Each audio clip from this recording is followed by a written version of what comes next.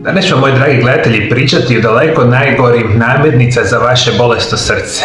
Dakle, sve ove namirnice koje ću vam danas govoriti uzrokuju srčani udar, krvne ugruške, bilo koju drugu bolest srca, recimo visoki krvni tlak i sl. Dakle, jako pratite mi emisiju do kraja, biti će vam jako bitne informacije i na kraju emisije ću vam dati nekoliko mojih savjeta kako ćete prirodno i sigurno sprječavati upravo bolesti srca i krvnih žila na najbolji i najzdraviji naravno mogući način. I prije nego što nastavimo sa emisijom, moji dragi gledatelji, želim vam reći da moja nova knjiga, koja se naziva Čudesni prirodni lijekovi, uskoro dolazi u prodaju. Više o mojoj novoj knjizi i puno novih informacija nešto kasnije u emisiji.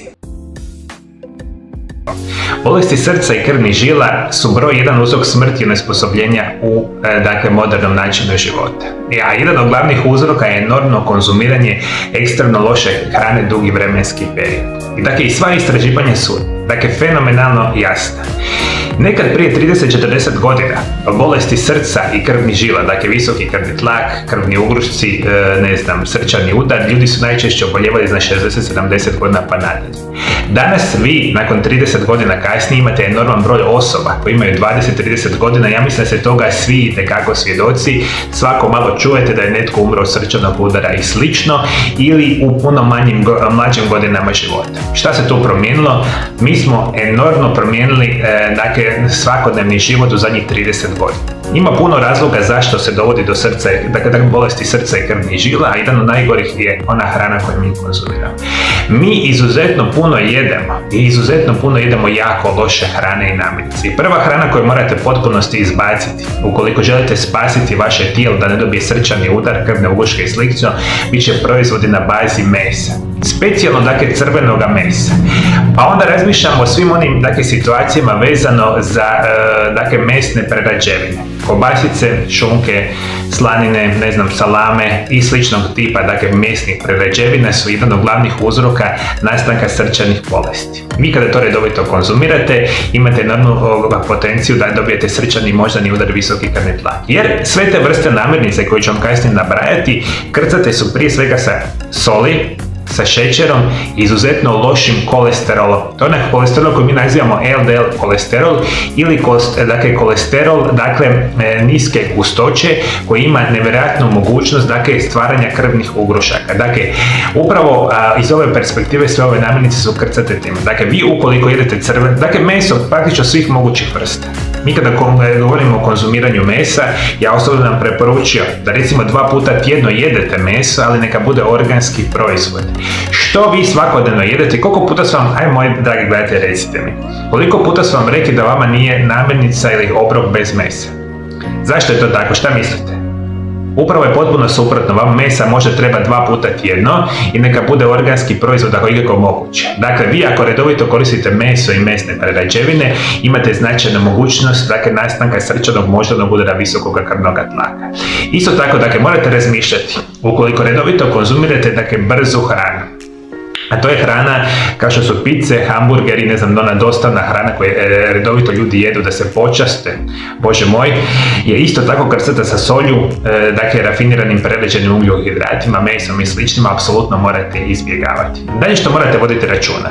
Postoji određena skupina namirnica koje su krcate enormno sa nezdravim masnoćama. I to kada jedete ovakve vrste namirnice, vi njih se često stavljate i u, brzu hranu, imate ga jako puno u mesu, ali se može naravno pripremati ovakve vrste namirnica sa ovim masnoćama i enormno pogoršava vaše zdravlje. Mi se nazivaju nezdrave masnoće ili hidrogenizirana ulja. Tu specijalno razmišljam o onim najjeftinijim uljima što postoje.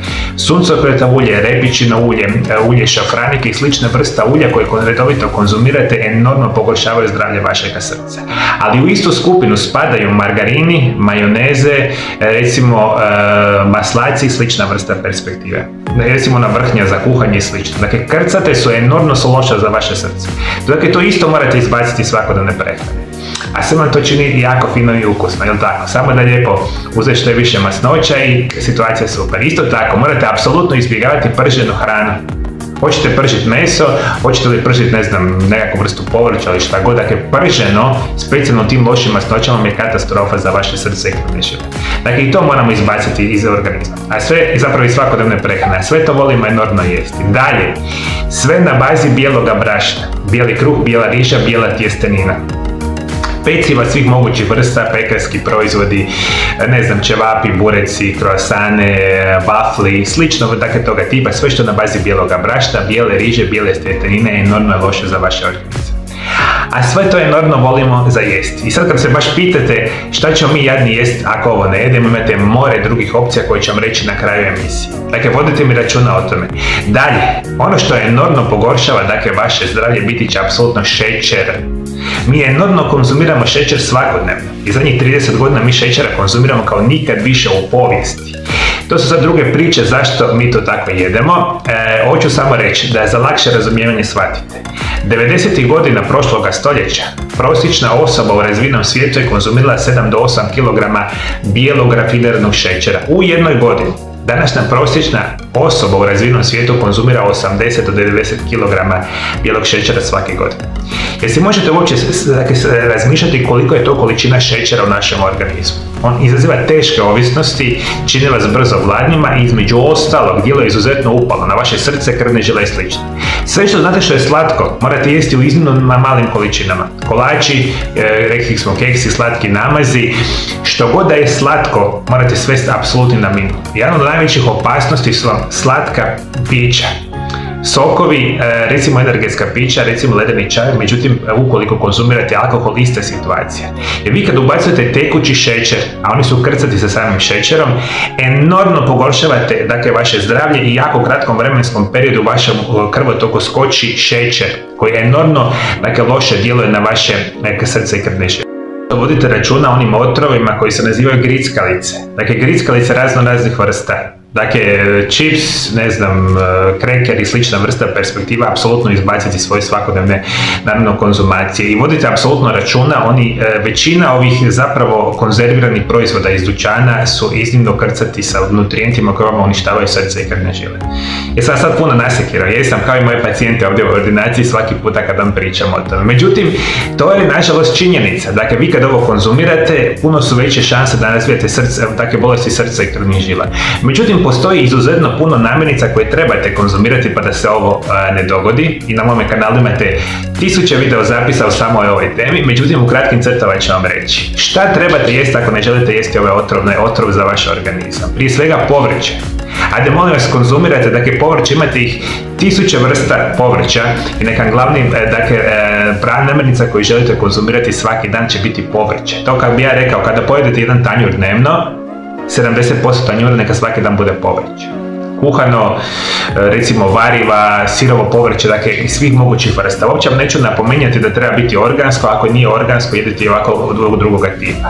Isto tako umjereno jedite voće, 1 do 2 voćke dnevno, može vam pomoći, dakle, vašemu zdravlju. Enormno zdrave namirnice za vaš organizam su cjelovite žitarice, dakle orašasti plodovi i sjemenke. Umjerenim količinama svaki dan ih konzumirate. Kao što sam malo prije napomenuo, nezdrave masnoće se nalaze u onim specijalnim namirnicama, međutim imate nešto što se naziva zdrave masnoće. Njih apsolutno želite svaki dan. Ekstra djevičansko kokosovo ulje, ekstra djevičansko maslinovo ulje, avokado ulje, ne znam, bućino ulje, ulje od oraha, orašasti plodova i slično, enormno, dakle, poboljšava vaše zdravlje. One namirnice koje vi itekako naravno želite konzumirati, apsolutno će biti cjelovite žitarice kao što su raž, ječam, zobene pahuljice, burgulj, heljiga, pir, integralna riža, recimo kus, redovito konzumirajte gljive, čajeve. Recimo ono što ću vam preporučiti, daj molim vas počnite začinjavati vašu hranu. Ajde, molim se, nemojte se ograničiti samo na ovim standardnim začinima, 5-6 standardnih začina koje imate. Oni su prilično jeftin način enormnog pojačavanja vašeg zdravlja. A onda imate u svojom ormariću u kuhinju, ne znam, 15-20 začina raznih tipova. Kajinski papar, ne znam, džumbir, kurkuma, celonski cimet, dakle kardamom i slično. Dakle, ubacujete u vaše svakodnevnu konzumaciju, enormno pojačavaju vaše zdravlje. Pijte puno, i recimo juhe su vam enormno zdrave. preporučam svaki dan ako ikako mogu konzumirati dakle juhu. Juhe razno raznih vrsta, juhe, variva, konzumirajte, naravno su bitni za vaše zdravlje. Dakle, generalno imamo puno namirnica koja može pomoći. Međutim, za današnju emisiju ja sam htio napomenuti da ovo što sam rekao malo prije su najgore namirnice za vaše srce i krvne žile. Moja nova knjiga koja se naziva Čudesni prirodni lijekovi, prvi dio, je direktan nastavak na moju prvu knjigu koja se naziva Isprekidani post, tajna zdravlja i dugovječnosti. Ova knjiga je prvi dio serijala u kojem ćete saznati više o bogatoj povijesti korištenja biljaka u liječenju i njihovoj ulozi u tradicionalnoj medicini. Naučit ćete kako uzgajati svoje ljekovite biljke, otkriti kako pravilno koristiti prirodne lijekove uz savjete o doziranju, mogućim nuspojavama i interakcijama sa drugim lijekovima.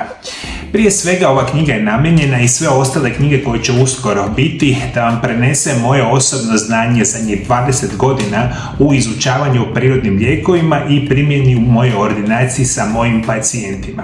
Svi vi koji želite biti zdravi, koji ne želite koristiti kemijske lijekove koji imaju nevjerojatan broj nuspojava, koji ne želite ići na operacije, koji ne želite dobivati kemijske injekcije koje vam apsolutno ništa ne pomažu, ova knjiga će biti izvanredna za vas. Čudesni prirodni lijekovi, prvi dio, idealan je vodič za korištenje prirodnih lijekova u borbi protiv najgorih bolesti modernog čovjeka.